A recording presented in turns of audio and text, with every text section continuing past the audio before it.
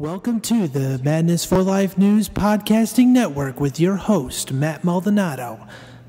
United we stand, divided we fall.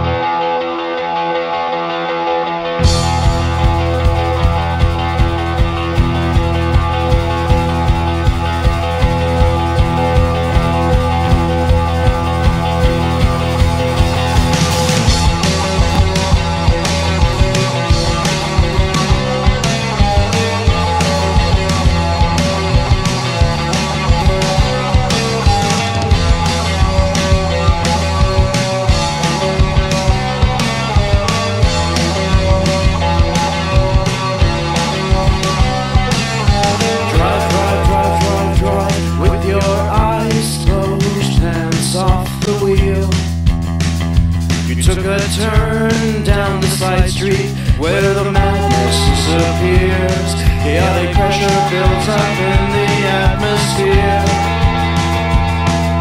But after a short while the English becomes numb.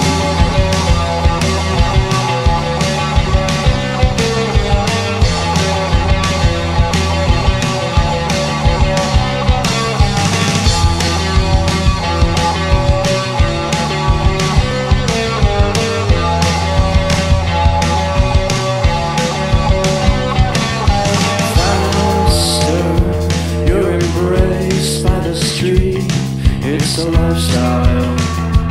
As you shout, your lungs bleed, and though you feel medically sound, the perforating echoes bounce right off the ground.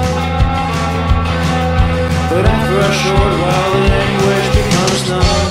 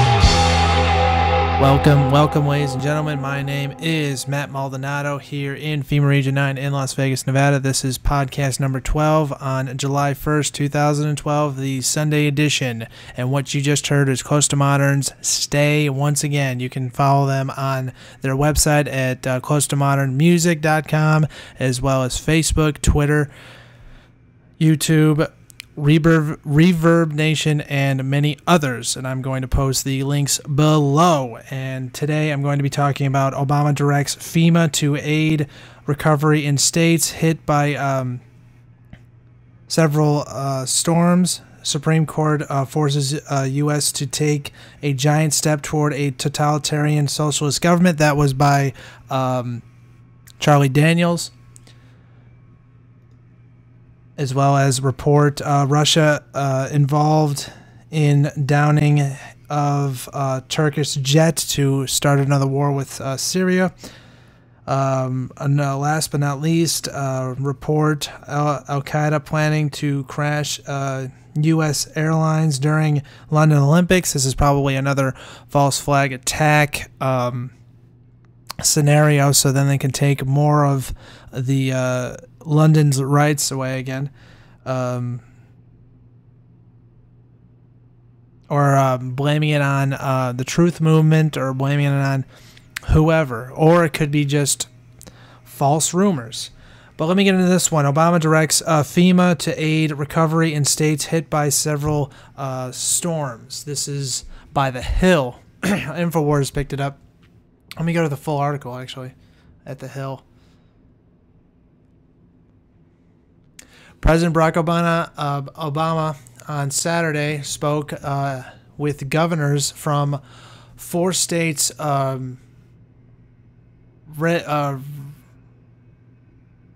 ravaged by several storms. Ravaged by several storms, to help coordinate federal assistance for the recovery efforts. Obama made calls to governors John, Kasich, Republican, Ohio, Bob McDonnell from Virginia, Martin O'Malley from Massachusetts, and Earl Ray Templin, I think it's Delaware, to receive an update on the several storms and to express his condolences for the loss of life and his concern for individuals and first responders still confronting the destruction and loss of power that is impacting communities. As a result, the White House said in a readout, the administration said that the president informed the governors that he had directed FEMA to ensure they continue to provide necessary support to state and local officials in impact areas as they respond to these events, actually, not efforts, especially considering the power outages and the high temperatures. Many of the impact areas are currently, scrolling down, it continues here, currently expressing the mid-Atlantic region was hit by violent thunderstorms Friday night, which killed at least 9 people and have knocked out power to nearly 2 million homes. The Associated Press reports, compounding the problem, the region is in the midst of a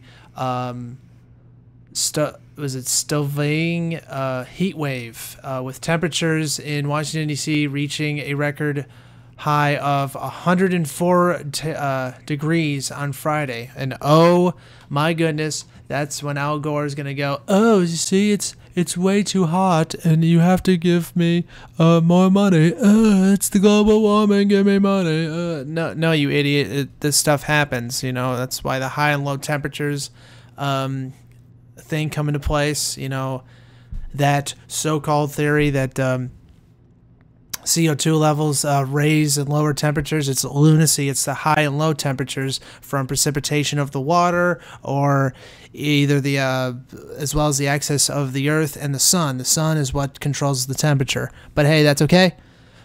Moving on here. Earlier Saturday, Obama declared a state of emergency in West Virginia and authorized the Federal Agency Management Agency, which is FEMA, by the way, and FEMA is the they're really good agency. When they did New Orleans too, isn't that fantastic? They made people go into infested trailers and live in them. Oh, they're unlivable. Well, why didn't you tell them that in the first place? It doesn't matter. You're gonna live in it anyway. They're the ones also building the FEMA camps. That's why it's called FEMA camps, for the so-called emergencies. But for FEMA camps, it's only for people that are libertarians, gun owners, and those that are standing against the government and the truth movement. But hey, that's okay. That's why they also admit the re-education camps. But let's move on because I'm digressing here. to coordinate all disaster relief efforts. According to a statement from the White House, 500,000 residents in the state are believed to be without power. Obama also spoke with FEMA Administrator Greg Fugate. I can't even say that word. My fault. You can see the article at thehill.com. So it's there, or you can go to Infowars.com. It's there. The White House said and asked him to ensure that federal partners are providing all available support and to keep him updated as the response and recovery continues. FEMA is also active in Colorado, where the agency is providing federal assistance to local authorities battling a series of wildfires. Oh yeah, it's a really big wildfire because it's burning down homes and stuff like that. And where are they going to put all those people? Well, in a FEMA camp. That's why we build all these things. And we're going to keep you there after we build your homes and sell it off to other people. You know, it's, well, why are we still in these FEMA camps? It doesn't matter. You're going to be doing slave labor, huh?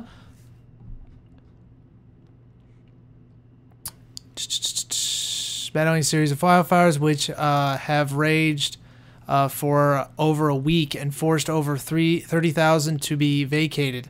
Obama visited a neighborhood in Colorado Spring, devastated by the fires on Friday, and signed a disaster declaration for Colorado to make federal funding available. Yeah, federal funding, the fact that we don't have any funding. We have no money left. But hey, that's okay. Because our gracious leader is going to save us. Alright, moving on here to the next agenda. Let's look at this. Supreme Court forces U.S. to take a giant step toward a totalitarian socialist government by none other than Charlie Daniels.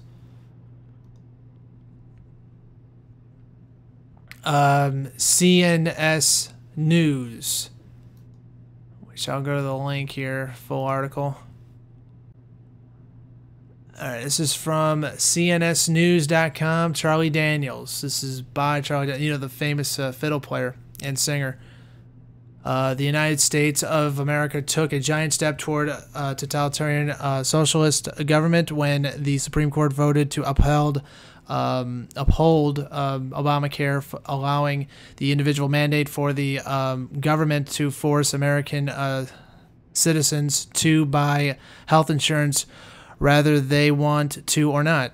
Because, hey, you can't afford that? Doesn't matter. You're going to do it anyway. How much is it going to cost? $100 a month. Well, I can't pay for it because I don't have enough money. Does not matter. It's either you pay for this stuff or you're going to go to jail and going to have a fine for over up to $25,000 and you have 5 years in prison, and you know that's going to be the new labor camps now in the prisons, because that's where they put all the labor anyway, in the prisons, you know. Because, hey, 40 cents an hour, that's the way it's going to be. Oh, did you pay your fine? Doesn't matter. Go back in there. Are you guys ever going to pay Obamacare? No, go back. Turn back around and go back.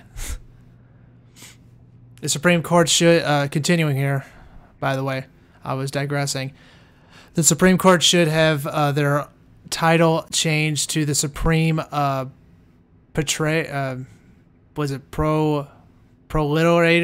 I can't even say that word. Sorry, Charlie. Because they've just done away with individual freedom and handed the president the ability to force the people of America to do whatever he decides they should do. I personally thought it would take one more Supreme Court appointment before it reached the tipping point, but none other than Chief Justice Roberts went to the far left on this one, and I have lost any faith I had in the court and feel that myself and people like me have no dependable representation in the federal government. Well, that's why we all don't need to trust this system. What we need to do is stand up against it, you know. And I'm not talking about violently, and I'm not talking about anarchy here. I'm talking about going to your city council meetings, going to places where there's judges and stuff like that to watch, and also stand up against it. That's what you do. You have to stand up against it and actually say no. Excuse me. Continuing here, if they will vote to force people to buy insurance, they will vote to force you to do whatever they please. Yeah, and I bet you they'll probably pass a law that says all men can rape. You better do it or else. Wait a second, that's against common law. It doesn't matter. We have to do this. Well, actually, they do that now because it's called the TSA.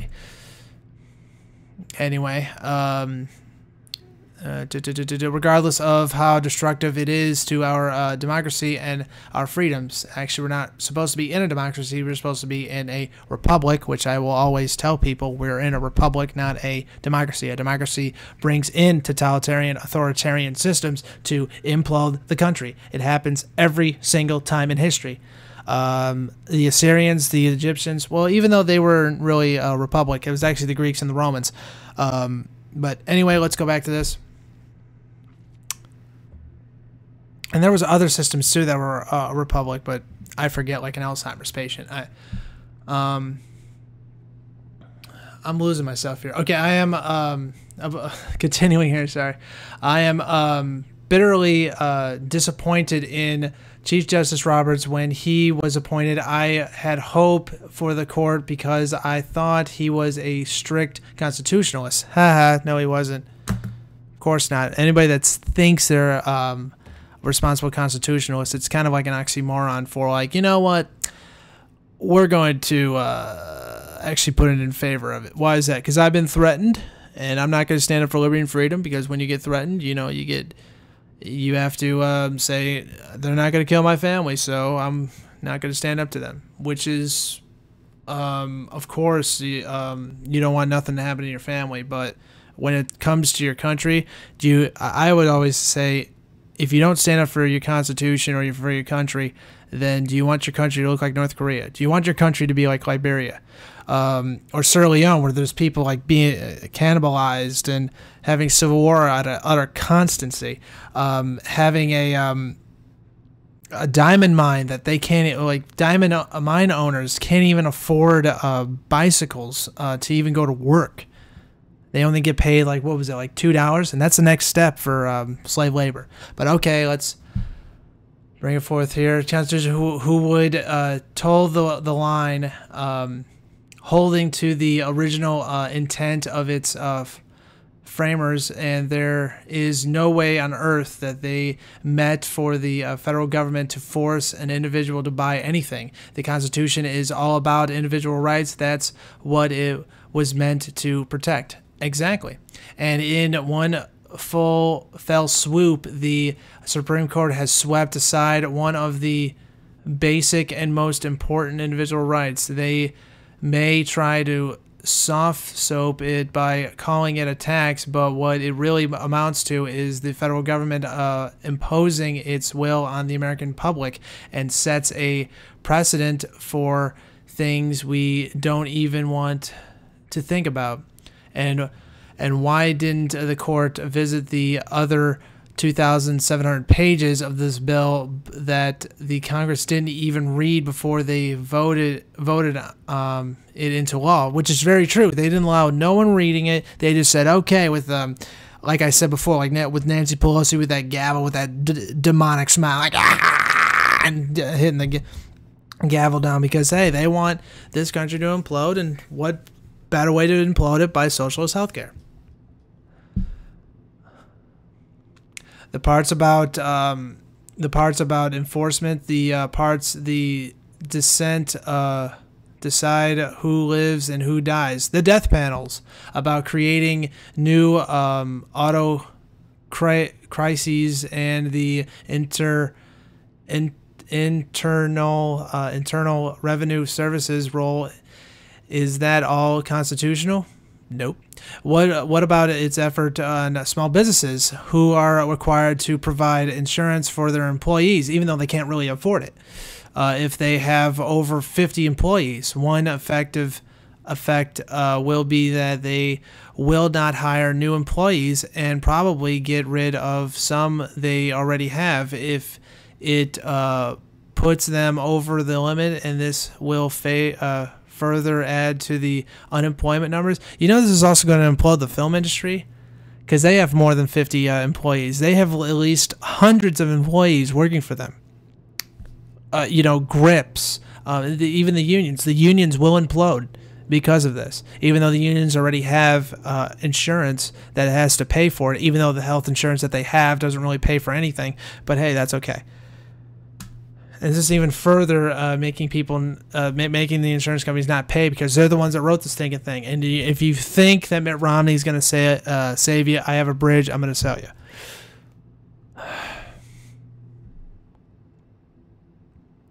Anyway, continuing here. All right, still rolling, thank goodness. What effect will it be that they will not hire new employees? Well, I already said that. Get rid of they already have if it puts them over the limit, and this will further add to the unemployment numbers. What liberals are after is a single player system where everybody's health insurance is controlled by the federal government. Well, it's also the liberals and the Republicans, the fake Republicans, basically, because they're all a bunch of fake people, and they're not even liberals or conservatives. These people are just, they want to see the country fail. They're not going to stand up for the country at all, ever. Before he was elected, he said that a single payer system is what he wanted, but that it would take some time to get the country there. That is the end play and is nothing less than downright Marxism. Exactly. Excuse me. I know there are people who will read this column who will disagree with that I say and think that Obamacare is a good thing. Well, I don't disagree with you, Charlie Daniels. It is a bad thing, and it will implode the country even further. I agree with you 100%, my friend, and that the Supreme Court was noble and right to uphold it. No, they weren't. It was actually criminal to do so. Well, let me make you a prediction. Make you a prediction. I am 75 years old, and this is Charlie Daniels speaking, not me, and may well not live to see Obamacare enacted in its full power. Well, it's going to be in full power next year. Let me get that particularly clear. It's going to be next year. Sorry to say that, Charlie. But many of you will, and most of our children will. My prediction: if the Lord tears you, that tries, you will disdain.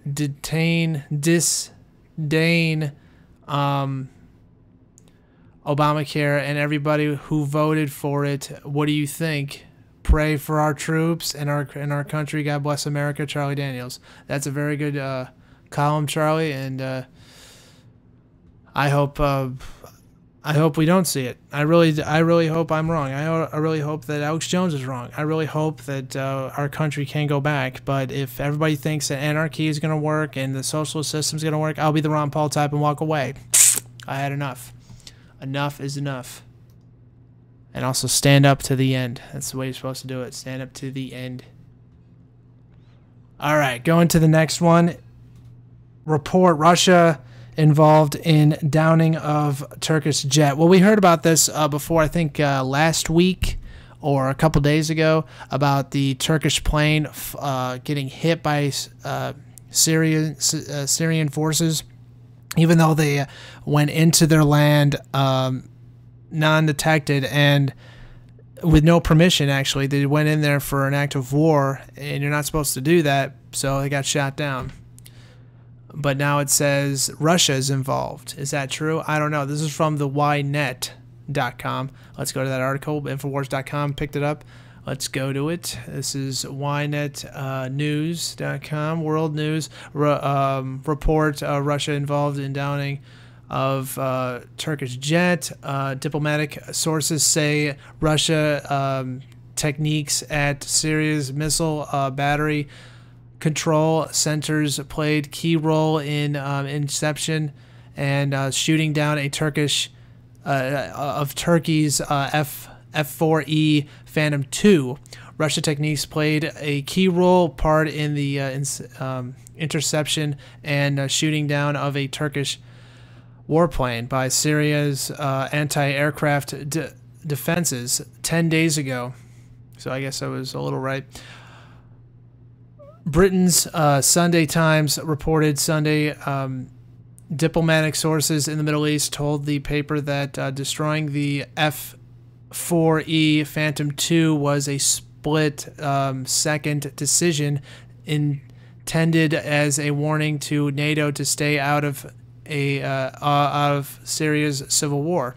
A source in Israel's Air Force was quoted as saying, "We would not be surprised if these Russian experts, if they didn't push the button, at least were beside the Syrian officers who did it." Or maybe force them. Who knows?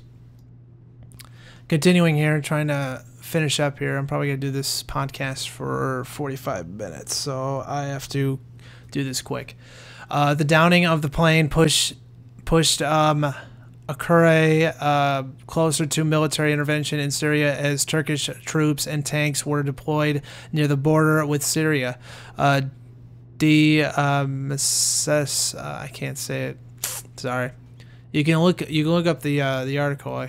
Sorry if I can't read most of these words. It's hard to pronounce.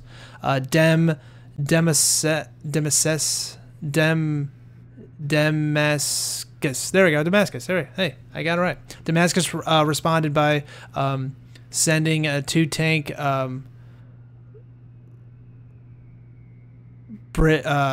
brigade to the border.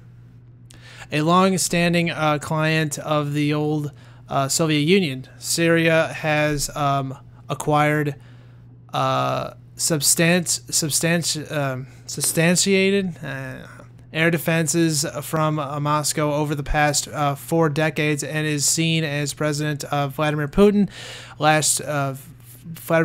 last friend in the Arabian world. Opposition sources say an international conference held in Geneva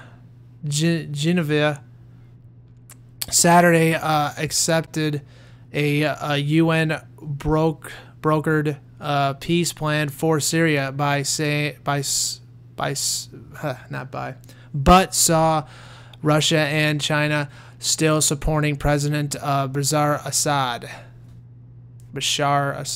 The U.S. was forced to back away from demands that Assad be excluded, hoping the concession would encourage Russia to put greater pressure on its longtime ally to end the violent crackdown that the opposition says has claimed over 14,000 lives. Actually, that's Al-Qaida killing people. That's how many people they killed. It wasn't really Assad. It was actually the Al-Qaida. No matter what you think of Assad was trying to actually do something to where he was trying to bring the country back out of obscurity, out of this dictatorial country, trying to get diplomacy in there and trying to bring it back to a rich country, just like in Libya with Omar Gaddafi. And they just went in there and said, no, you're not going to do that. We're going to put in Al-Qaeda and we're going to kill your people. Why? We don't know. We're just doing it anyway because it's for our interest. It is not for the world. It's like the elites think. It's not for Mother Earth or something like that. It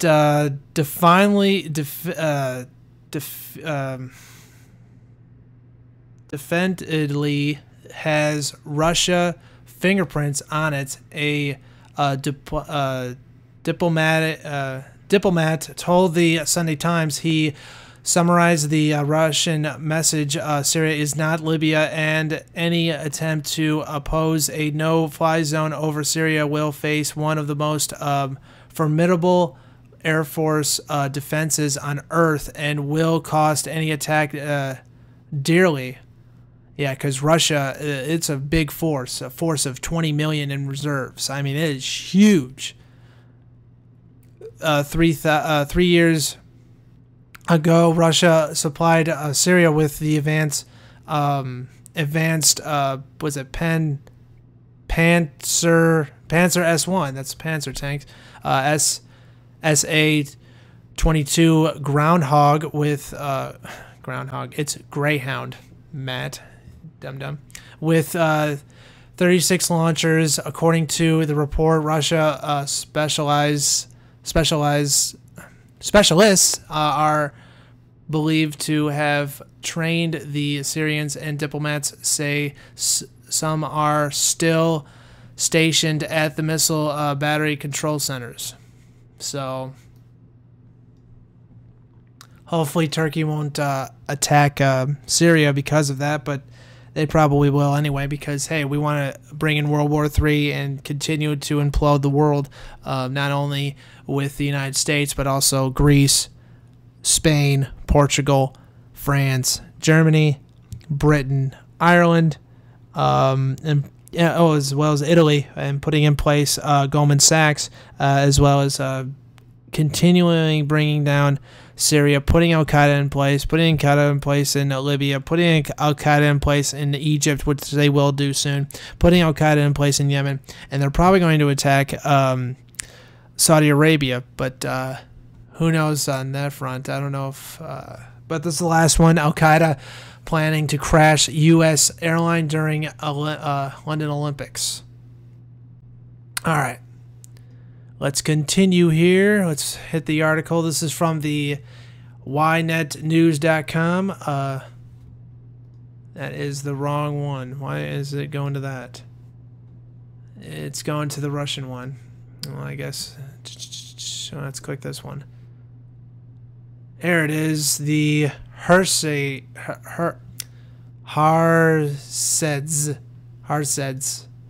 Can't even say the name.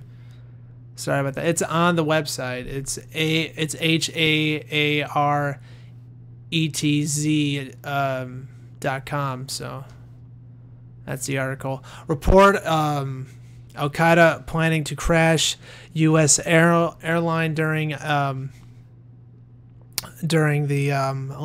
London Olympics, according to the Sunday Times. A Norwegian who was trained in Yemen plans to crash the plane on a suicide mission.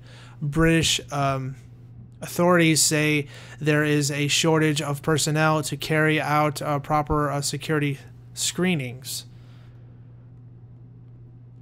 Yeah, they're probably going to do another false flag attack to basically bring in more martial law in Europe. So let's try this again. The Al-Qaida breach in the Arabian Peninsula is believed to be planning a terror attack during the Olympic Games in London, scheduled to begin at the end of the month, according to a report in today's Sunday Times, quoting intelligence surfaces. The organization has resented resorted a Norwegian Muslim convert who was supposed to hijack a U.S. passenger plane and crash it on a suicide mission. It is not clear, though, that the attack targeted one of the Olympic venues, despite the timing. Al-Qaida in the Arabian Peninsula, AQAP, which is Al-Qaida, it's not Al-Qaida, I guess I said that wrong, it's not, I guess, I did say that wrong, has been involved in a number of attempts to carry out high-profile attacks on Western targets. Jonathan Evans head of MI5, Britain's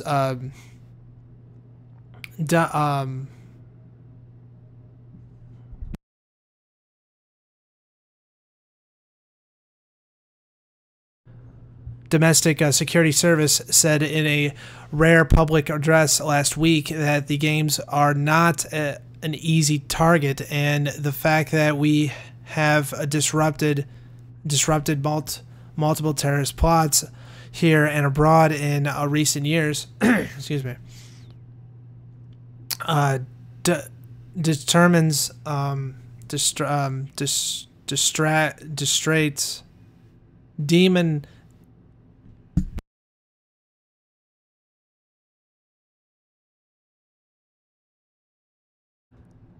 The UK as a whole is not an easy target, despite the success in foiling terror attacks.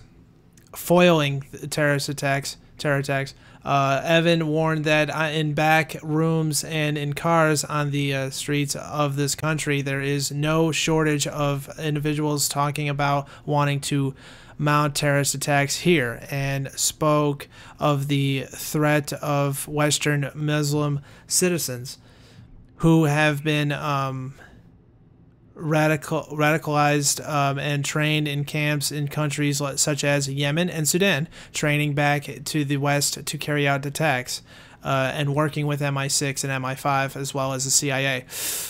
According to the source quote in the Sunday Times, a Norwegian citizen in his mid-30s and whose name himself Abu Abdultraman converted to Islam in 2008 and has in recent months been undergoing training at AQAP based in Yemen. There have been a number of reports over the last few months of Western citizens who joined Al-qaida and are involved in its operations in Yemen against the local Western-backed security forces. The intelligence forces believe that AQAP will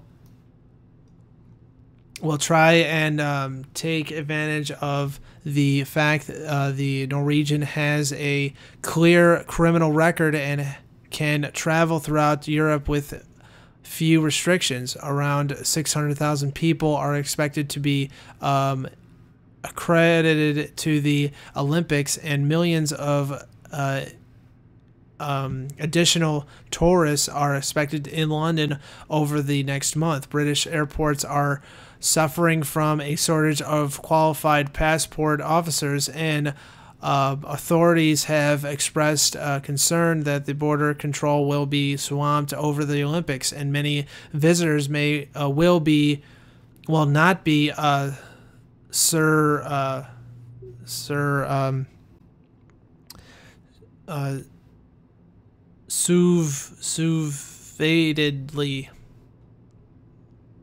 why can't I say that word? Oh well. Screened upon entrance. Significantly screened upon entrance. There we go. I probably said it right. As part of the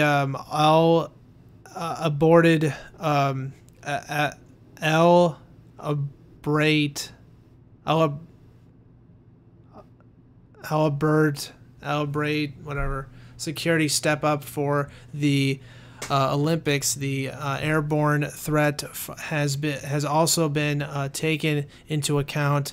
Anti-aircraft missile batteries have been sent up in open spaces and on the roofs of airports buildings around London.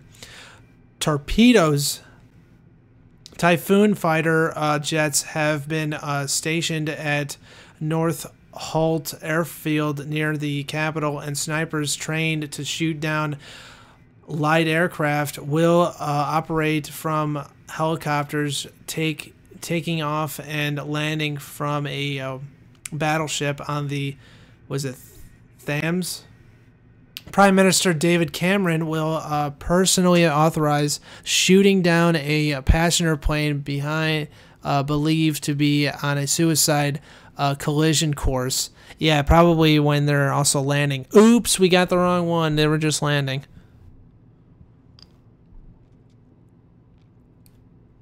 The preparations have drawn a significant amount of criticism, including from residents of one of the buildings where missiles have been stationed, and who are petitioning the court to have them removed.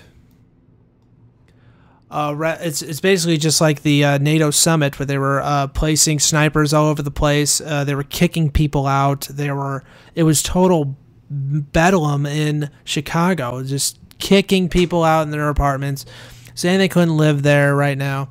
They had to go someplace else. They had to go to motels and hotels. They had to move away from their places. And they go, wait a minute, we live here. I have work right down the street. Doesn't matter. You have to go other places. You have to go a little bit like a mile away, or maybe further than that, because we have the NATO summit here, and we have armed guards and snipers everywhere, and even torpedoes, and even black helicopters. They literally had black helicopters flying around. It was basically like that too. Whether or not the planned attack is content to the Olympic Games, or just sent to coincide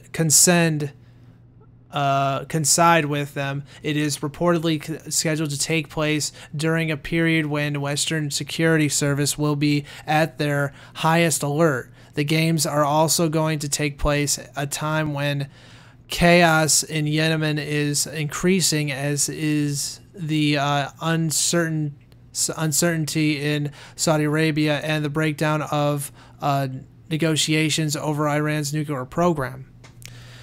So as things start to collapse, they want to bring into more false flag attacks, as people are getting awake, and then put on more rules, more laws, more bills, and to just totally keep destabilizing the world. Not only that, but also Europe. And with that, I am going to stop this podcast, and I hope this was actually educational for you, and any, enlightening or whatever. You can follow me on Facebook. You can be my friend on facebook.com/Matt.Maldonado3. Or you can be a fan of Madness4life News on Facebook, as well as subscribe to my videos on YouTube, as well as Vimeo. You can follow me on planetinfowars.com, and I will talk to everybody next weekend. Tomorrow's going to be my birthday. I'm going to be 25, so it's going to be very fun. And remember, united we stand, divided we fall. And I hope everybody has a safe week and 4th of July. Happy Independence Day. And remember also that the answer to 1984 is 1776.